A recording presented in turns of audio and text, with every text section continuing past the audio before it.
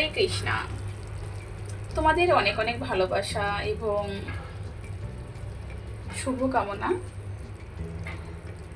আমার রেসিপিটি দেখার জন্য। অনেক অনেক ধন্যবাদ। আজকে তোমাদের মাঝে আমি এই রেসিপিটি শেয়ার করতে চলেছি। এই রেসিপিটা কিন্তু ভীষণ ভীষণ মজা। একটা মশলাতেই বাজিমাত এই রেসিপি, ভীষণ মজা। আমি তোমাদের সম্পূর্ণ প্রসেসিং দেখানোর চেষ্টা করব। আশা করছি তোমাদের অনেক অনেক ভালো লাগবে। অনেকেই আছো যারা ভেন্ডি খেতে পছন্দ করো না বা কচুলতি খেতে পছন্দ করো না, তারা এই রেসিপি দেখার পরে অবশ্যই অবশ্যই বাসা ট্রাই করবে, তাহলে বুঝতে পারবে এই রান্নাটা কতটা মজা, কতটা টেস্টি। আর দেরি করব না, চলো আমরা মূল রেসিপিতে চলে যাই। আমি কিভাবে এই রেসিপিটা তৈরি করলাম আর খুব সহজেই তোমাদের মাঝে শেয়ার করেছি বা করব ভবিষ্যতেও আরও নতুন নতুন রেসিপি। চলো দেখে নেওয়া যাক।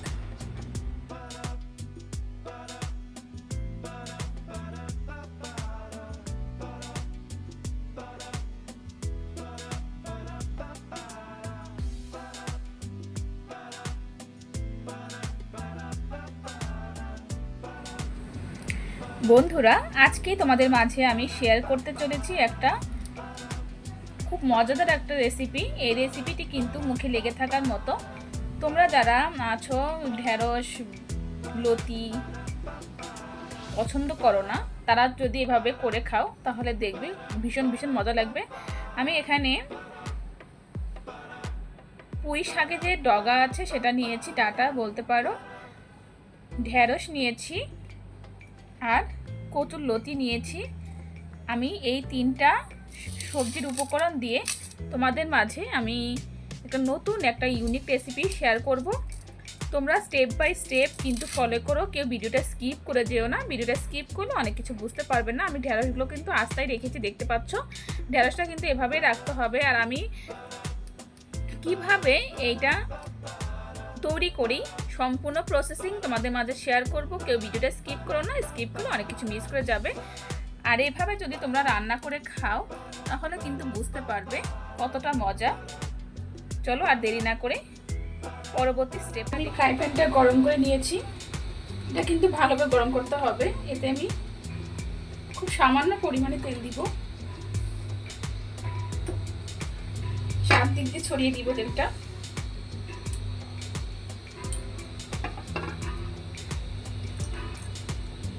শুকনো লঙ্কা ফোড়ন দিলাম। আর এই রান্নাটা কিন্তু 5 ফোড়ন ব্যবহার করতে হবে।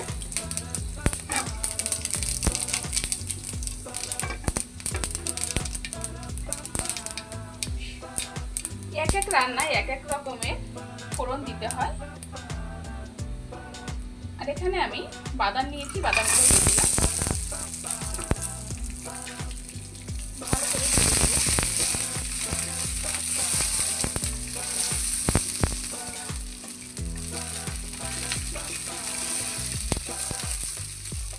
যখন হালকা একটু ব্রাউন কালার হয়ে আসবে তখন আমি ঢেঁড়স, কচুরলতি আর পুঁই শাকের যে ডগাগুলো রেখেছিলাম ডাটা, সেগুলো দিয়ে দিলাম।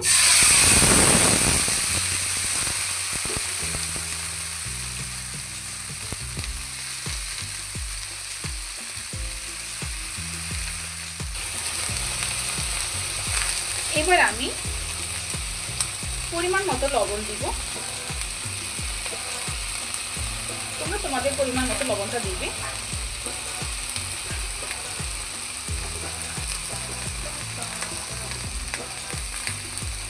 দিব পরিমাণ মতো হলুদ।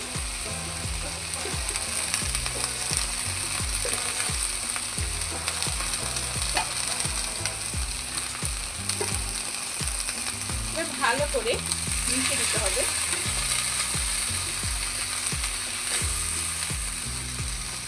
কখনো বন্ধুরা রান্না করতে গেলে তাড়াহুড়া করবে না। তাড়াহুড়া করলে কিন্তু কোনো কিছু ভালো হয় না। যে কোনো কাজই করো না কেন সেটা মন দিয়ে করবে।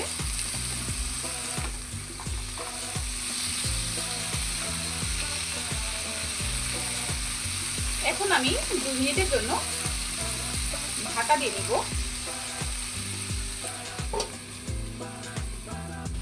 2 মিনিট হয়ে গেছে, আমি ঢাকনাটা খুলে দিয়েছি। দেখতে পেয়েছো লবণ দেওয়ার কারণে এখান থেকে অনেকটাই জল বের হয়েছে। আমরা যদি সঠিক নিয়মে রান্না করি তাহলে কিন্তু রান্নার স্বাদ অটোমেটিক হয়ে যাবে।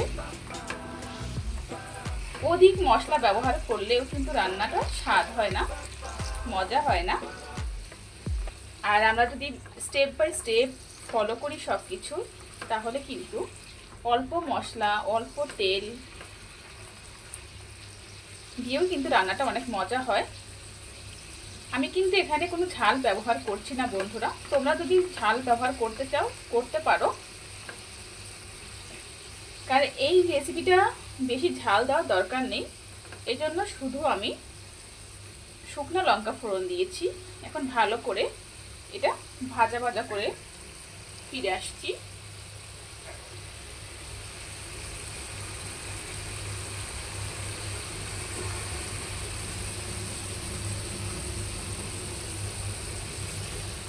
যেমন ভাজা ভাজা মোটামুটি হয়ে গেছে, দেখো কালারটাও চেঞ্জ হয়ে আসছে। তোমরা যদি এভাবে রান্না করো তাহলে বুঝতে পারবে কতটা মজা। ট্রাই না করলে তো বোঝার কোনো উপায় নেই কোন রান্নার টেস্টটা কতটা।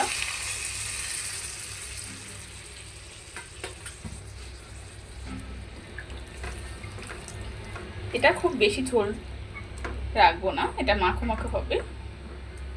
আর এখানে আমি এমন একটা মশলা ব্যবহার করব যে মশলার কারণে অনেক টেস্ট হবে। আর যদি তোমরা মশলাটা দিতে না চাও তাতেও কিন্তু স্বাদের অন্যরকম স্বাদ হবে। এটা স্বাদ যে হবে না এমনটা নয়। ফিরে আসছি বলক ওঠার পরে। দেখো বন্ধুরা বলক চলে এসেছে। এবার আমি এখানে সাম্বার মশলা অ্যাড করে দিব। এই সাম্বার মশলা দেওয়ার কারণে টেস্টটা কিন্তু অনেক গুণ বেড়ে যাবে। দেখছো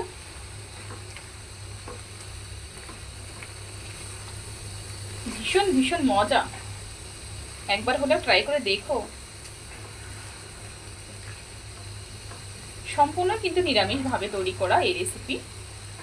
আশা করছি অনেক অনেক ভালো লেগেছে, আর আমারও অনেক ভালো লাগছে এই রেসিপিটা তোমাদের মাঝে শেয়ার করতে পেরে।